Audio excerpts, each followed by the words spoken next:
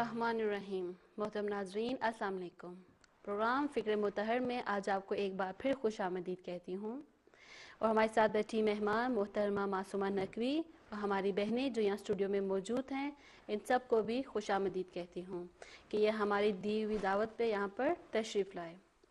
تو چلتے ہیں اپنے پروگرام کے موضوع کی طرف۔ ہمارے پروگرام کا آج موضوع ہے خواتین اور جناب زہرا شہید مطہری کی نگاہ میں۔ تو معصومہ جی، ہم اپنے موضوع کا آغاز اس سوال سے کرتے ہیں کہ اسلام مرد اور خاتون کے ایک ساتھ کام کرنے کی مخالف ہے، اور اگر مخالف ہے تو کیا عورت پردہ نشین ہو کر گھر میں بیٹھ جائے، گھر سے باہر نہ نکلے؟ جی فرمائیے۔ جی، میں سب سے پہلے تمام ناظرین کی خدمت میں سلام پیش کرتی ہوں، اور امید ہے کہ بہترین انداز میں پروردگار عالم کی بندگی میں سب مصروف ہوں گے۔ آپ کے اس سوال کے جواب کے لیے اگر میں صدر اسلام سے شروع کروں کہ جب حجاب کی آیات نازل ہوئیں، اس زمانے میں بھی ہم کوئی ایسا واقعہ یا روایت یا حدیث ہم تک نہیں پہنچی جس میں ہم یہ مشاہدہ کریں کہ جب حجاب کی آیات نازل ہوئیں تو خواتین جو ہیں وہ گھر میں بند ہو گئیں اور گھر سے جو ہے باہر نکلنا چھوڑ دیا۔ نہ صرف گھر میں بند نہیں ہوئیں اور پردہ نشین ہو کر بیٹھ نہیں گئیں، بلکہ صدر اسلام میں جتنی جنگیں ہیں، جتنے غزوات ہیں، ہم ان میں دیکھتے ہیں کہ خواتین بہترین انداز میں شرکت بھی کر رہی ہیں، اور تمام زخمیوں کی مرہم پٹی خواتین کے ذمہ ہوتی تھی، زخمیوں کو پانی پلانا اور مجاہدین کی اس حوالے سے امداد کرنا کہ اگر کوئی زخمی ہے یا کسی کو پیاس لگی ہے۔ اس کے علاوہ خود رسول خدا صلی اللہ علیہ وآلہ وسلم جب خطبہ ارشاد فرماتے تھے تو مسجد میں صرف مردوں کا مجمع نہیں ہوتا تھا، بلکہ پردے کی دوسری طرف خواتین بھی اس خطبے کو سنتی تھیں۔ نماز جمعہ ہے، نماز جماعت ہے، اس میں دونوں کی شرکت تھی، ہم مرد ہم خواتین۔ البتہ شہید مطہری بہت پیاری بات کرتے ہیں، وہ کیا کہ ہمارا دین جو ہے اور ہمارا یہ جو مذہب ہے وہ پردہ نشینی کے حوالے سے تاکید نہیں کرتا کہ خاتون جو ہے وہ گھر میں قید ہو کر بیٹھ جائے، بلکہ نہ پردہ نشینی نہ اختلاط، کس چیز کے بارے میں تاکید کر رہا ہے؟ دین تاکید کرتا ہے کہ مرد اور خاتون کے حوالے سے حریم کی پاسبانی ہو۔ اب یہ حریم کی پاسبانی کیا ہے، اس کو مثال کے ذریعے سمجھانا چاہوں گی۔ نقل ہے روایت میں کہ رسول خدا صلی اللہ علیہ وآلہ وسلم جب نماز جماعت پڑھایا کرتے تھے تو شروع میں ایک ہی دروازہ ہوتا تھا مسجد کا، جس میں خواتین اور مرد جو ہے سب مل کے اس مسجد کے اندر وارد ہوتے تھے۔ اکثر جو ہے ابوس چہرے کے ساتھ یا جو ہے غمگین چہرے کے ساتھ اس منظر کو رسول خدا دیکھتے تھے، اور ایک دفعہ اصحاب میں ارشاد فرماتے ہیں کہ میں پسند کرتا ہوں اگر خواتین کے لیے کوئی الگ دروازہ جو ہے اس مسجد میں بنا دیا جائے۔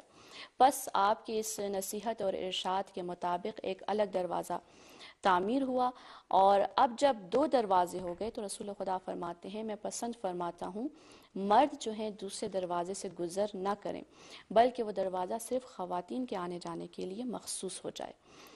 اس کے باوجود کہ الگ دروازہ بن گیا اور آنا جانا خواتین کا اس دروازے کے ساتھ مخصوص تھا، پھر بھی رسول اکرم نماز کے بعد ہمیشہ ارشاد فرماتے مردوں سے کہ آپ تھوڑی دیر بیٹھ جائیں اور انتظار کریں تاکہ خواتین جو ہے مسجد سے نکل جائیں۔ تو دین اسلام کس چیز کی طرف اشارہ کر رہا ہے؟ اس واقعے میں ہمیں کیا درس مل رہا ہے؟ یہاں پر نہ پردہ نشینی کی بیجا جو ہے اہمیت کو واضح کیا جا رہا ہے، نہ تاکید ہے، اور نہ ہی جو ہے حد سے زیادہ اختلاط کو پسند کیا جا رہا ہے کہ اب اگر کسی بازار سے یہ مرد اور خواتین گزر رہے ہیں یا پھر مسجد میں وارد ہو رہے ہیں تو ان کے کندھے ایک دوسرے کے ساتھ اصابت کریں، بلکہ یہاں پر جو پیغام ہے وہ کیا ہے؟ حریم کی پاسبانی ہو، حرمت اور اس حوالے سے جو ہے نگہبانی اور پاسبانی ہو۔ ہم دیکھتے ہیں کہ جب انقلاب اسلامی رونما ہوتا ہے، سب سے زیادہ کردار جن لوگوں نے اس انقلاب میں ایفا کیا وہ خواتین ہیں۔ نہ صرف خود جو ہیں میدان میں اترتی ہیں، اور آج بھی اگر ہم یہ پرانی تصاویر دیکھیں مظاہرات میں خواتین کی کتنی شرکت ہے، کہیں کہیں برابر ہے مردوں کے ساتھ اور کہیں خواتین کا مجمع کہیں زیادہ ہے مردوں سے۔ نہ صرف مستقیم اور خود شرکت کر رہی ہیں خواتین، بلکہ غیر مستقیم لاشعوری انداز میں بھی ان کی اس جہاد میں شرکت تھی، کس حوالے سے کہ اپنے شوہروں کو، اپنے بھائیوں کو، اپنے باپ اور بیٹوں کو سڑکوں پر نکالتی ہیں اور انقلاب کے لیے قربانی پیش کرنے کے لیے تاکید کرتی ہیں یہ خواتین۔ مغربی میڈیا اس حوالے سے بہت زیادہ پریشان تھا۔ ان کے تصور میں یہ تھا کہ اگر ایران میں انقلاب آتا ہے تو اس انقلاب کے آنے کی وجہ سے ظاہر ہے حجاب اور پردہ جو ہے وہ واجب قرار دیا جائے گا معاشرے میں۔ اگر پردہ واجب ہو گیا تو سب سے بڑی مخالفت جو ہے خواتین کریں گی، کیونکہ ان کی آزادی کے خلاف ہے ان کی نگاہ میں۔ تو شہید مطہری یہاں پر جو بات کرتے ہیں وہ کیا ہے کہ مغربی دنیا حیرت کی نظروں سے دیکھتی رہی، سب سے زیادہ جن لوگوں نے شرکت کی ہے اس انقلاب کو برپا کرنے میں وہ خواتین ہی تھیں، اور شاید آج تک ان کو یقین نہ آئے کہ کیسے ہو سکتا ہے خواتین اپنے اوپر اس انقلاب کے ذریعے اس طرح کی پابندیاں عائد کریں۔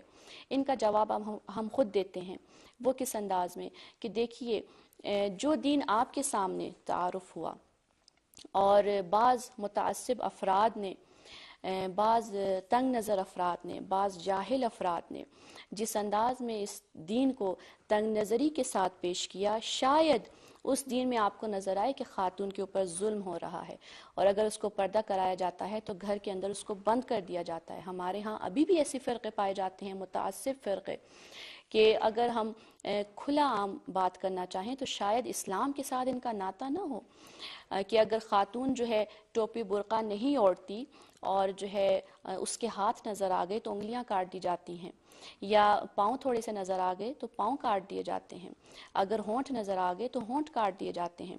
ہمارے ایک مسلمان ملک میں یہ تمام وارداتیں اور یہ تمام واقعات ہمیں نظر آتے ہیں کہ خواتین پر اتنا ظلم ہوا۔ لہٰذا اس چہرے کو، اس متعصب چہرے کو، اس تنگ نظر چہرے کو اگر اسلام کے اوپر سے ہٹا دیا جائے تو ہمارا دین نہ صرف مساوات کا دین ہے، نہ صرف خاتون اور مرد کو بہترین انداز میں حقوق سے نواز رہا ہے، بلکہ خود یہ حجاب عین آزادگی ہے۔ حجاب کے حوالے سے کیوں یہ کہا گیا شرعی حوالے سے چہرے کی گولائی اور ہاتھ کی کلائیوں کو آزادی ہے، اور خاتون جو ہے چہرے کی گولائی اور ہاتھ کی کلائیوں کو معاشرے میں رونما کر سکتی ہے۔ اس کی سب سے بڑی وجہ یہ تھی تاکہ جب وہ معاشرے میں آ کے کام کرتی ہے تو اس کو اس کام کے انجام دینے میں زحمت نہ ہو۔ بس ہمارا دین نہ پردہ نشینی پر تاکید کرتا ہے، نہ اختلاط پر، بلکہ کس بات پر تاکید کر رہا ہے؟ حریم کی پاسبانی کی جائے۔ بالکل صحیح فرمایا آپ نے۔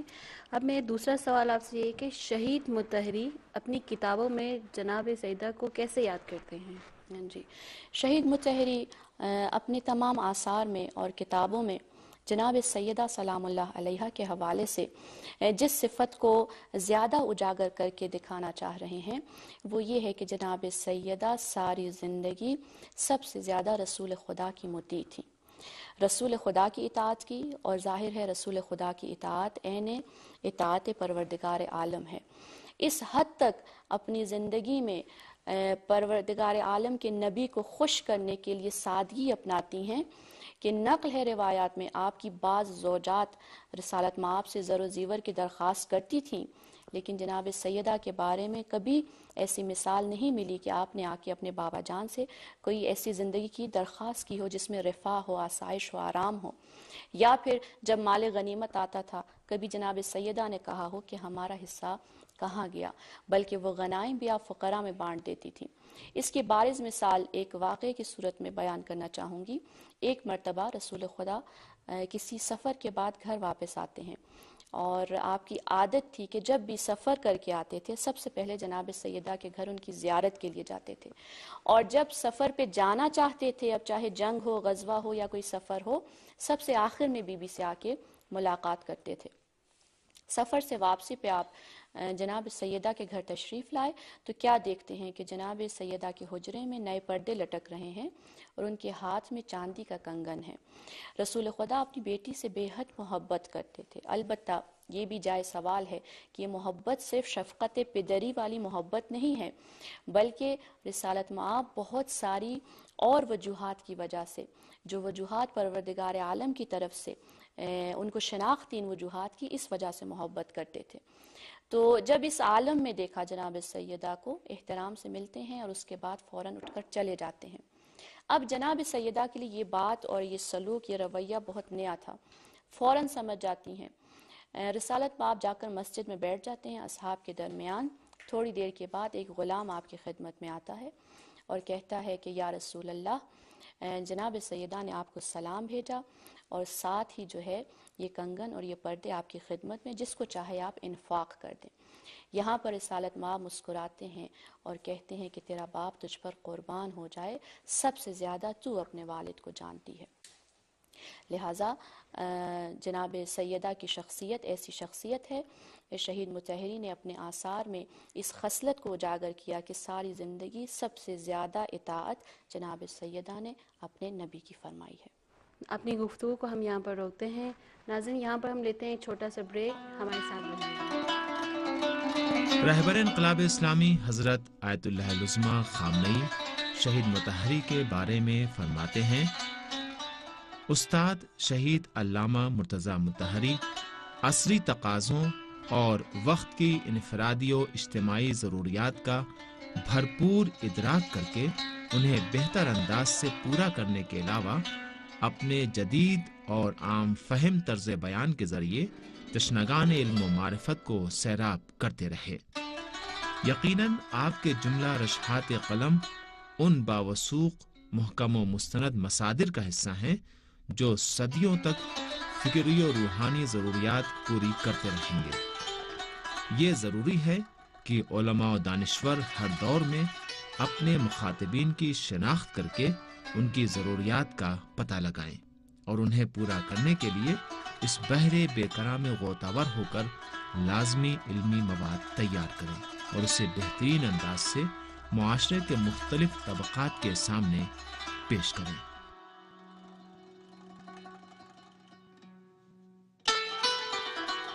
ناظرین، آپ کو ایک بار پھر اپنے پروگرام میں خوش آمدید کہتی ہوں۔ چلتے ہیں اپنی گفتگو کی طرف۔ معصومہ جی، جناب سیدہ نے حضرت امام علی کے حق کا دفاع کیسے کیا؟ جناب سیدہ سلام اللہ علیہا، جیسے کہ پہلے بھی میں نے عرض کیا، ساری زندگی سب سے پہلے نبوت کی اطاعت، اور اس کے بعد اب جب شجرہ نبوت اپنے اختتام کو پہنچا اور سلسلہ امامت کا آغاز ہوتا ہے، تو یہاں پر بھی ہم دیکھتے ہیں کہ جناب سیدہ سلام اللہ علیہا کا کردار کس قدر کھل کر سامنے آیا کہ بہترین انداز میں امامت کے حوالے سے بھی دفاع کیا ہے۔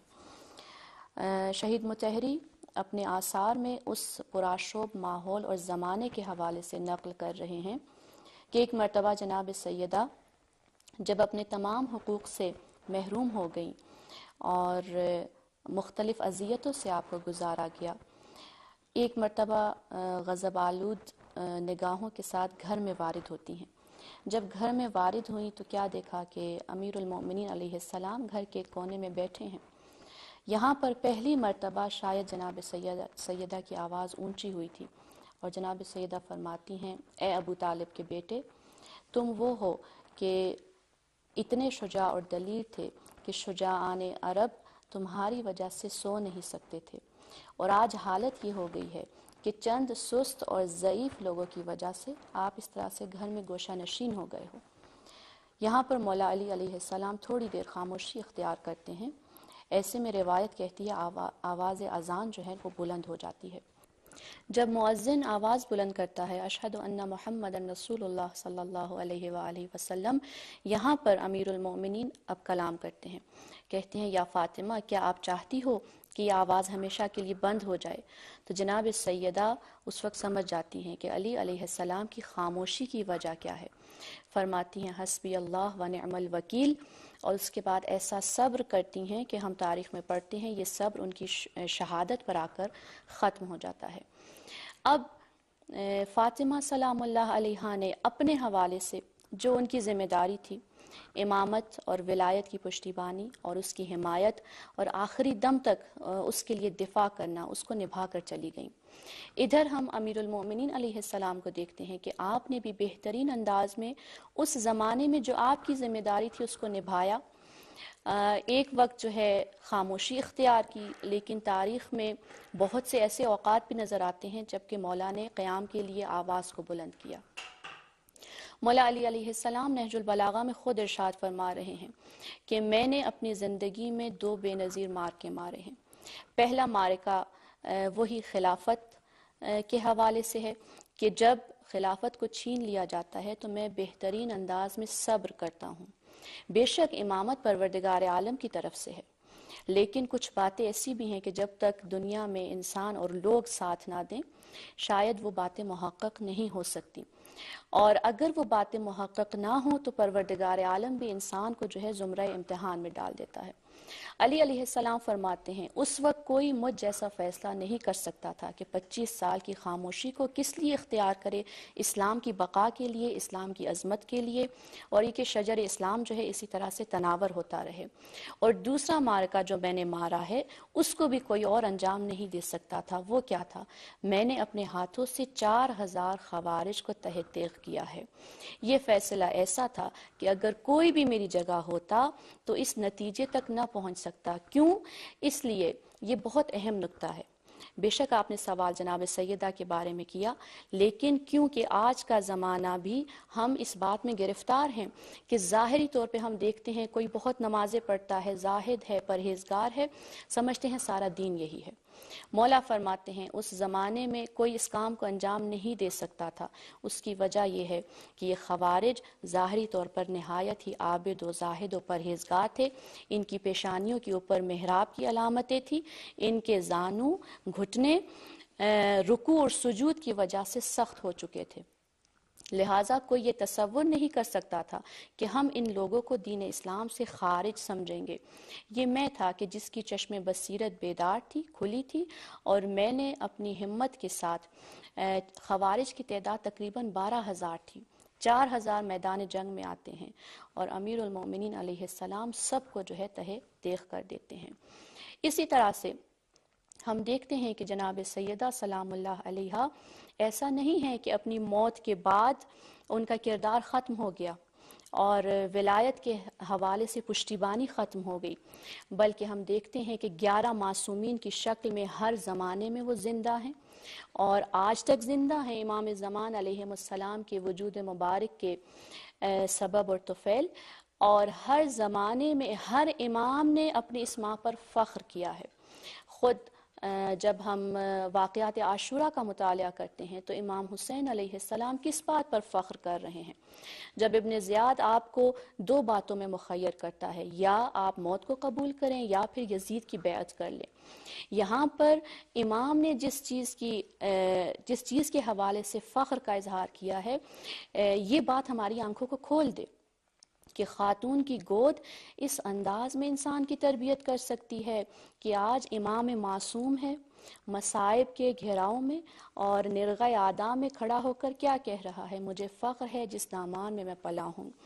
مولا کو جب مخیر کیا جاتا ہے تو مولا کیا ارشاد فرماتے ہیں؟ الا ان الدعی ابن الدعی قد رقد بین اثنتین السلۃ والذلۃ ہیہات من الذلہ۔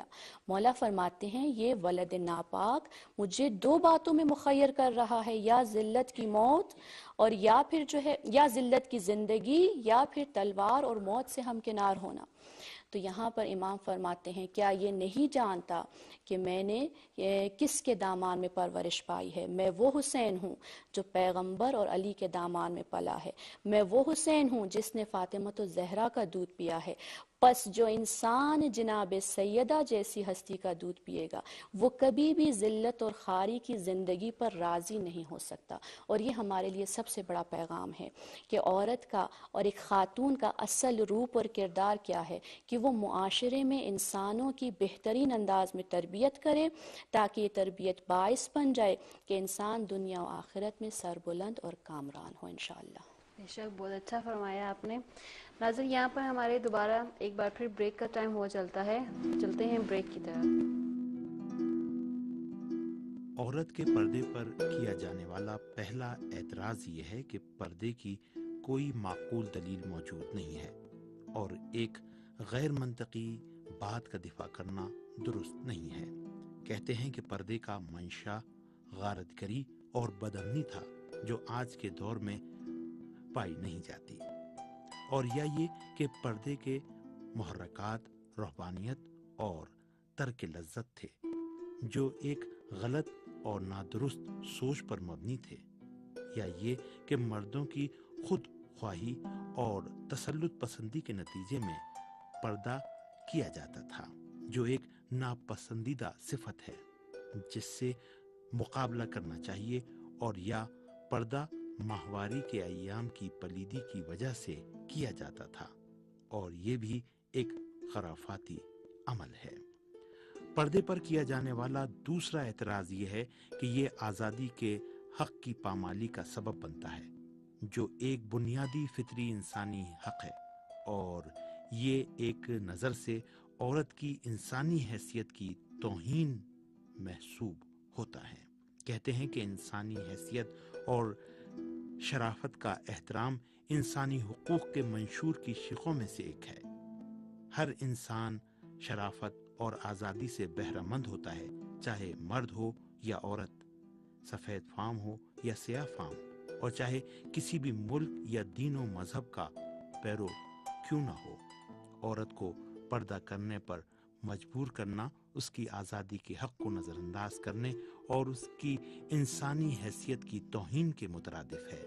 دوسرے الفاظ میں یہ عورت پر کھلم کھلا ظلم ہے۔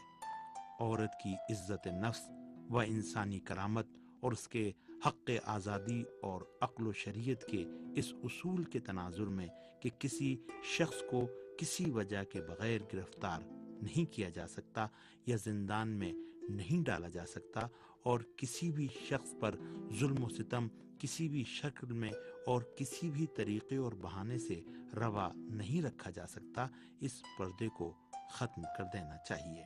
اس کے جواب میں ایک بار پھر اس بات کا ذکر ضروری ہے کہ عورت کو گھر میں قید کرنے اور اس بات میں فرق ہے کہ اجنبی مرد کے ساتھ اٹھتے بیٹھتے وقت عورت کو پابند کیا جائے کہ وہ اپنے جسم کو ڈھانپ لے۔ اسلام میں عورت کو جیل میں ڈالنے یا اسیر کرنے کا تصور نہیں ہے۔ اسلام میں پردہ ایک فریضہ ہے جو عورت کے ذمے عائد ہوتا ہے، یعنی مردوں کے ساتھ اٹھتے بیٹھتے وقت اس کو لباس پہننے میں ایک خاص انداز اختیار کرنا چاہیے۔ یہ ذمہ داری مرد کی جانب سے اس پر مسلط نہیں کی گئی ہے، اور نہ ہی یہ ایسا مسئلہ ہے جو اس کی کرامت و حیثیت کے منافی ہو۔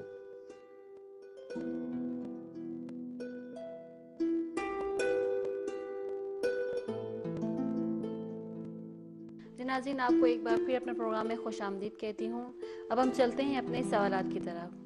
آپ میں سے کون ان سے سوال کرنا چاہتا ہے؟ جی فرمائیے آپ۔ شہید کی نظر میں جناب سیدہ کے خطبے کی کیا خصوصیات ہیں؟ جی شہید مطہری جس نقطے کی طرف اشارہ کرتے ہیں وہ یہ ہے کہ دیکھیں زہرہ مرضیہ سلام اللہ علیہا کل آپ کی جو زندگی ہے 18 سال یا بعض روایات میں حد اکثر 27 سال، تو اس مختصر سے زندگی میں ایک ایسا خطبہ آپ نے ہم دنیا والوں کے لیے چھوڑا ہے کہ جس کی مثال ہم کسی بھی مقدس خاتون کی زندگی میں نہیں دیکھتے۔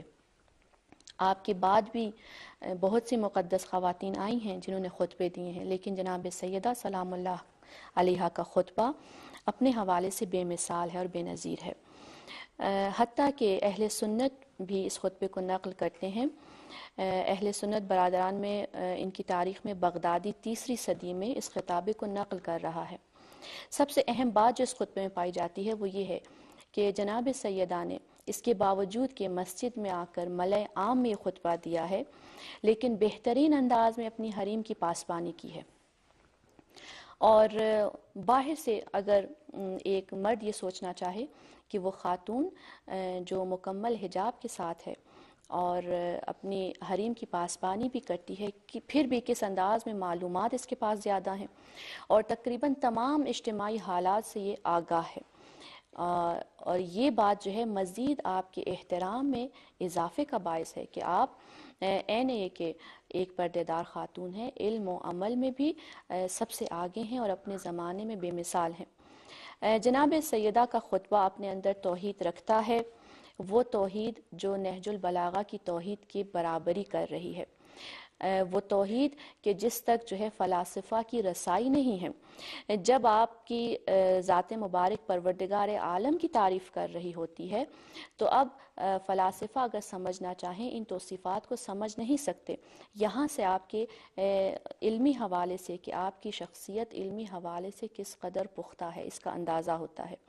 اس کے بعد جیسے جیسے توحیدی مسائل کو بیان کیا اور پروردگار عالم کی توصیف اور تمجید کرتی ہیں، پھر ایک دم احکامات کی طرف آ جاتی ہیں، بیان کر رہی ہیں پروردگار عالم نے نماز اس لیے واجب کی، روزہ اس لیے واجب ہوا، امر بمعروف نہی از منکر کا معاشرے میں یہ کردار ہے، اور اگر یہ چیزیں نہ ہوتی تو یہ نقصانات ہوتے۔ ان کو بیان کرتے کرتے ایک دم بی بی عرب جاہلی کی طرف آ جاتی ہیں، اور زمانہ جاہلیت میں جو عادات اور اطوار پائے جاتے تھے ان عادات اور اطوار کو بیان کرتی ہیں۔ اس کے بعد جب خدا کا نبی پیغام لے کر آیا اور مقدس کتاب لے کر آیا تو اس معاشرے میں کیا تبدیلیاں آئیں، دونوں معاشروں کا مقابلہ کرتی ہیں اور اس مقائسے کو لوگوں کے لیے بیان کرتی ہیں، اور پھر سب سے آخر میں جب ان تمام باتوں کو بیان کر چکی تو مقام استدلال اور محاجہ کی طرف آتی ہیں۔ حد یہ ہو گئی کہ ایک مرتبہ مسجد میں سے رونے کی آواز بلند ہوتی ہے اور زن و مرد، خاتون اور مرد تمام کے تمام مسجد میں گریہ کرتے ہیں۔ اب اگر دیکھا جائے جناب سیدہ نے جب یہ خطبہ دینا تھا ممبر پر تشریف فرما ہو سکتی تھیں، لیکن جناب سیدہ اس لیے مجمع میں نہیں آ رہی کہ وہ نامحرم کو دکھائیں اپنے آپ کو، بلکہ سنت نبوی پر چلتی ہوئی نقل ہے تاریخ میں یہ عظیم خطبہ آپ نے پردے کے پیچھے سے دیا ہے۔ مسجد میں ایک بہت بڑا پردہ نصب کیا گیا اور اس پردے کے پیچھے سے جناب سیدہ نے یہ خطبہ دیا، اور وہ خطبہ ہے جس پر اب زن و مرد جو ہیں گریہ کر رہے ہیں، آنسو بہا رہے ہیں۔ یہاں پر بھی ہم دیکھتے ہیں کہ خاتون کا جو اصل مقام ہے وہ کیا ہے، کہ بہترین انداز میں عفاف ٹپک رہا ہے، پاکی ہے، طہارت ہے، اور بہترین انداز میں جناب سیدہ نے اپنی حریم کی بھی پاسبانی کی ہے، جو کہ ہم سب کے لیے درس ہے۔ بہت خوب۔ آپ میں سے کوئی اور سوال کرنا چاہے گا؟ جی فرمائیے آپ۔ میں آپ سے یہ پوچھنا چاہوں گی کہ جناب سیدہ کے احترام کے حوالے سے کیا قرآن میں ہمیں کوئی مثال ملتی ہے؟ جی معصوم۔ قرآن مجید میں ہم بہت ساری ایسی آیات کی تلاوت کرتے ہیں، جیسے آیہ تطہیر ہے، آیہ مباہلہ ہے، اور آیہ انفاق ہے، کہ جس میں پنجتن کی اور جناب سیدہ سلام اللہ علیہ کے فضائل ہمیں نظر آتے ہیں۔ لیکن آج میں شہید مطہری کی نظر سے ایک ایسی فضیلت کو بیان کرنا چاہتی ہوں، اور شہید مطہری فرماتے ہیں کہ خود اہل تسنن برادران بھی کافی عرصے کے بعد اس نکتے کی طرف متوجہ ہوتے ہیں اور اپنی مستند کتابوں میں وہ اس بات کو لے کر آئے ہیں، اور اب یہ انہی کی نظر سے شہید مطہری ایک اہل تسنن مفسر ہیں، تفسیر ابو الاسود، ان کی جانب سے اس روایت کو یا اس بات کو نقل کر رہے ہیں۔ شہید مطہری فرماتے ہیں کہ اس مفسر نے یہ نکتہ اٹھایا کہ کیا وجہ ہے سورہ دہر میں پروردگار عالم جب ابرار کی تعریف کرتا ہے، ابرار وہ لوگ ہیں جو جنت کے بلند ترین مقامات پر زندگی گزاریں گے، تو اب جب ان کے لیے نعمتوں کو گننا شروع ہوتا ہے خداوند عالم تمام نعمتوں کا ذکر ہے سوائے حور العین کے۔ یہاں پر یہ بات اٹھاتا ہے یہ مفسر، سنی مفسر ہیں، کہ اس بات کی وجہ کیا ہے کہ تمام نعمتوں کا ذکر ہے، حوروں کا ذکر نہیں ہے، اور شیعہ مفسرین نے بھی اس نقطے کی طرف اشارہ کیا کہ سورہ دہر میں حور العین کا کوئی ذکر نہیں ہے۔ اب جواب یہاں پر کیا ہے، پھر خود یہ جواب دے رہا ہے، کیونکہ اس سے پہلے جو آیتیں نازل ہوئیں سورہ دہر میں ابرار کے لیے ہیں، اور ابرار میں کون لوگ شامل ہیں، یہ آیتیں جناب سیدہ سلام اللہ علیہ، امام حسن علیہ السلام اور امام حسین علیہ السلام کی شان میں نازل ہوئیں، لہٰذا یہاں پر پروردگار عالم اکراماً لفاطمہ، فاطمہ کی تکریم کی خاطر حور العین کا ذکر نہیں کرتا، کہ یہاں سے خود یہ بات سامنے آتی ہے کہ خداوند عالم جناب سیدہ سلام اللہ علیہ کے حوالے سے کس قدر احترام کا قائل ہے۔ بہت بہت شکریہ آپ کا کہ آپ نے اپنی خوبصورت گفتگو کو ہمارے ساتھ شیئر کیا۔ ناظرین، ہمارے پروگرام کا وقت ختم ہو جاتا ہے۔ اس سے پہلے کہ میں آپ سے خداحافظی کروں، ہم اپنی آج کی اس گفتگو کا خلاصہ دیں۔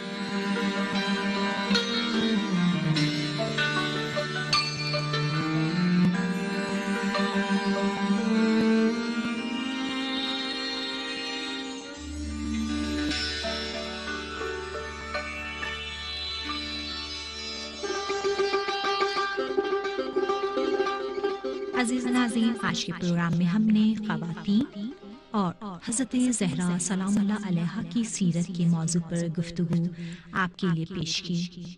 آج کی گفتگو میں بیان کیا گیا ہے کہ قرآن نے خواتین کو وہ مقام و منزلت عطا کی ہے جو ہمیں دوسرے ادیان میں نظر نہیں آتی۔ قرآن مرد اور عورت کو برابر قرار دیتا ہے اور ان کو ان کے مزاج کے مطابق اختیارات عطا کرتا ہے۔ ایک نظریہ جو دوسرے مذاہب میں ہے کہ عورت گناہوں کی جڑ ہے، اور یہ نظریہ اب ہمارے معاشرے میں بھی سرایت کر گیا ہے۔ یہ ایک غلط نظریہ ہے، اور شہید اس بارے میں لکھتے ہیں کہ قرآن میں اس طرح کی کوئی بات موجود نہیں۔ رسول اللہ کی رحلت کے بعد جبرائیل نازل ہوتے تھے اور جناب سیدہ سے کلام کرتے تھے، ان کے بابا کی جانب پر افسوس کا اظہار کرتے تھے اور ان کے قیامت تک کے احوال سنایا کرتے تھے۔ ان تمام باتوں کو حضرت امام علی علیہ السلام لکھا کرتے تھے۔ آج کے دور میں سوال پیدا ہوتا ہے کہ مرد ہی کیوں عورت کا رشتہ لے کر جاتا ہے؟ شہید مطہری لکھتے ہیں کہ عورت کا ایک تقدس ہے جس کی وجہ سے مردوں کو کہا گیا ہے کہ وہ عورت کا رشتہ مانگیں، تاکہ اگر انکار بھی ہو تو عورت کی عزت پر حرف نہ آئے۔ ناظرین، یہ تھا ہمارا آج کا پروگرام۔ امید کرتی ہوں کہ آپ کو ہمارا پروگرام بہت پسند آیا ہوگا۔ میں اپنی مہمان صاحبہ اور یہاں آئے ہوئے مہمانوں کا بہت بہت شکریہ ادا کرتی ہوں کہ وہ یہاں پر تشریف لائے۔ اگلے پروگرام تک کے لیے مجھے اجازت دیجیے۔ خدا حافظ۔ اس کے بارے میں تاکید کر رہا ہے، دین تاکید کرتا ہے کہ مرد اور خاتون کے حوالے سے حریم کی پاسبانی ہو۔ اب یہ حریم کی پاسبانی کیا ہے، اس کو مثال کے ذریعے سمجھانا چاہوں گی۔ نقل ہے روایت میں کہ رسول خدا صلی اللہ علیہ وآلہ وسلم جب نماز جماعت پڑھایا کرتے تھے تو شروع میں ایک ہی دروازہ ہوتا تھا مسجد کا، جس میں خواتین اور مرد جو ہے سب مل کے اس مسجد کے اندر وارد ہوتے تھے۔ اکثر جو ہے ابوس چہرے کے ساتھ یا جو ہے غمگین چہرے کے ساتھ اس منظر کو رسول خدا دیکھتے تھے، اور ایک دفعہ اصحاب میں ارشاد فرماتے ہیں کہ میں پسند کرتا ہوں اگر خواتین کے لیے کوئی الگ دروازہ جو ہے اس مسجد میں بنا دیا جائے۔ بس آپ کی اس نصیحت اور ارشاد کے مطابق ایک الگ دروازہ تعمیر ہوا، اور اب جب 2 دروازے ہو گئے تو رسول خدا فرماتے ہیں میں پسند فرماتا ہوں مرد جو ہیں دوسرے دروازے سے گزر نہ کریں، بلکہ وہ دروازہ صرف خواتین کے آنے جانے کے لیے مخصوص ہو جائے۔ اس کے باوجود کہ الگ دروازہ بن گیا اور آنا جانا خواتین کا اس دروازے کے ساتھ مخصوص تھا، پھر بھی رسول اکرم نماز کے بعد ہمیشہ ارشاد فرماتے مردوں سے کہ آپ تھوڑی دیر بیٹھ جائیں اور انتظار کریں تاکہ خواتین جو ہے مسجد۔ بسم اللہ الرحمن الرحیم۔ محترم ناظرین، السلام علیکم۔ پروگرام فکر مطہر میں آج آپ کو ایک بار پھر خوش آمدید کہتی ہوں، اور ہمارے ساتھ بیٹھی مہمان محترمہ معصومہ نقوی اور ہماری بہنیں جو یہاں اسٹوڈیو میں موجود ہیں، ان سب کو بھی خوش آمدید کہتی ہوں کہ یہ ہماری دی ہوئی دعوت پہ یہاں پر تشریف لائے۔ تو چلتے ہیں اپنے پروگرام کے موضوع کی طرف۔ ہمارے پروگرام کا آج موضوع ہے خواتین اور جناب زہرا شہید مطہری کی نگاہ میں۔ تو معصومہ جی، ہم اپنے موضوع کا آغاز اس سوال سے کرتے ہیں کہ اسلام مرد اور خاتون کے ایک ساتھ کام کرنے کے مخالف ہے، اور اگر مخالف ہے تو کیا عورت پردہ نشین ہو کر گھر میں بیٹھ جائے، گھر سے باہر نہ نکلے؟ جی فرمائیے۔ جی، میں سب سے پہلے تمام ناظرین کی خدمت میں سلام پیش کرتی ہوں، اور امید ہے کہ بہترین انداز میں پروردگار عالم کی بندگی میں سب مصروف ہوں گے۔ آپ کے اس سوال کے جواب کے لیے اگر میں صدر اسلام سے شروع کروں کہ جب حجاب کی آیات نازل ہوئیں اس زمانے میں بھی ہم کوئی ایسا واقعہ یا روایت یا حدیث ہم تک نہیں پہنچی جس میں ہم یہ مشاہدہ کریں کہ جب حجاب کی آیات نازل اور انقلاب کے لیے قربانی پیش کرنے کے لیے تاکید کرتی ہیں یہ خواتین۔ مغربی میڈیا اس حوالے سے بہت زیادہ پریشان تھا۔ ان کے تصور میں یہ تھا کہ اگر ایران میں انقلاب آتا ہے تو اس انقلاب کے آنے کی وجہ سے ظاہر ہے حجاب اور پردہ جو ہے وہ واجب قرار دیا جائے گا معاشرے میں. اگر پردہ واجب ہو گیا تو سب سے بڑی مخالفت جو ہے خواتین کریں گی، کیونکہ ان کی آزادی کے خلاف ہے ان کی نگاہ میں. تو شہید مطہری یہاں پر جو بات کرتے ہیں وہ کیا ہے کہ مغربی دنیا حیرت کی نظروں سے دیکھتی رہی. سب سے زیادہ جن لوگوں نے شرکت کی ہے اس انقلاب کو برپا کرنے میں وہ خواتین ہی تھیں، اور شاید آج تک ان کو یقین نہ آئے کہ کیسے ہو سکتا ہے خواتین اپنے اوپر اس انقلاب کے ذریعے اس طرح کی پابندیاں عائد کریں. ان کا جواب ہم خود دیتے ہیں. وہ کس انداز میں کہ دیکھیے جو دین آپ کے سامنے تعارف ہوا اور بعض متعصب افراد نے، بعض تنگ نظر افراد نے، بعض جاہل افراد نے جس انداز میں اس دین کو تنگ نظری کے ساتھ پیش کیا، شاید اس دین میں آپ کو نازل ہوئیں تو خواتین جو ہیں وہ گھر میں بند ہو گئیں اور گھر سے جو ہے باہر نکلنا چھوڑ دیا. نہ صرف گھر میں بند نہیں ہوئیں اور پردہ نشین ہو کر بیٹھ نہیں گئیں، بلکہ صدر اسلام میں جتنی جنگیں ہیں، جتنے غزوات ہیں، ہم ان میں دیکھتے ہیں کہ خواتین بہترین انداز میں شرکت بھی کر رہی ہیں، اور تمام زخمیوں کی مرہم پٹی خواتین کے ذمہ ہوتی تھی، زخمیوں کو پانی پلانا اور مجاہدین کی اس حوالے سے امداد کرنا کہ اگر کوئی زخمی ہے یا کسی کو پیاس لگی ہے. اس کے علاوہ خود رسول خدا صلی اللہ علیہ وآلہ وسلم جب خطبہ ارشاد فرماتے تھے تو مسجد میں صرف مردوں کا مجمع نہیں ہوتا تھا، بلکہ پردے کی دوسری طرف خواتین بھی اس خطبے کو سنتی تھیں. نماز جمعہ ہے، نماز جماعت ہے، اس میں دونوں کی شرکت تھی، ہم مرد ہم خواتین. البتہ شہید مطہری بہت پیاری بات کرتے ہیں. وہ کیا کہ ہمارا دین جو ہے اور ہمارا یہ جو مذہب ہے وہ پردہ نشینی کے حوالے سے تاکید نہیں کرتا کہ خاتون جو ہے وہ گھر میں قید ہو کر بیٹھ جائے، بلکہ نہ پردہ نشینی نہ اختلاط کس چیز سے نکل جائیں. تو دین اسلام کس چیز کی طرف اشارہ کر رہا ہے؟ اس واقعے میں ہمیں کیا درس مل رہا ہے؟ یہاں پر نہ پردہ نشینی کی بیجا جو ہے اہمیت کو واضح کیا جا رہا ہے، نہ تاکید ہے، اور نہ ہی جو ہے حد سے زیادہ اختلاط کو پسند کیا جا رہا ہے کہ اب اگر کسی بازار سے یہ مرد اور خواتین گزر رہے ہیں یا پھر مسجد میں وارد ہو رہے ہیں تو ان کے کندھے ایک دوسرے کے ساتھ اصابت کریں. بلکہ یہاں پر جو پیغام ہے وہ کیا ہے؟ حریم کی پاسبانی ہو، حرمت اور اس حوالے سے جو ہے نگہبانی اور پاسبانی ہو. ہم دیکھتے ہیں کہ جب انقلاب اسلامی رونما ہوتا ہے سب سے زیادہ کردار جن لوگوں نے اس انقلاب میں ایفا کیا وہ خواتین ہیں. نہ صرف خود جو ہیں میدان میں اترتی ہیں، اور آج بھی اگر ہم یہ پرانی تصاویر دیکھیں مظاہرات میں خواتین کی کتنی شرکت ہے، کہیں کہیں برابر ہے مردوں کے ساتھ اور کہیں خواتین کا مجمع کہیں زیادہ ہے مردوں سے. نہ صرف مستقیم اور خود شرکت کر رہی ہیں خواتین، بلکہ غیر مستقیم لاشعوری انداز میں بھی ان کی اس جہاد میں شرکت تھی. کس حوالے سے؟ کہ اپنے شوہروں کو، اپنے بھائیوں کو، اپنے باپ اور بیٹوں کو سڑکوں پر نکالتی ہیں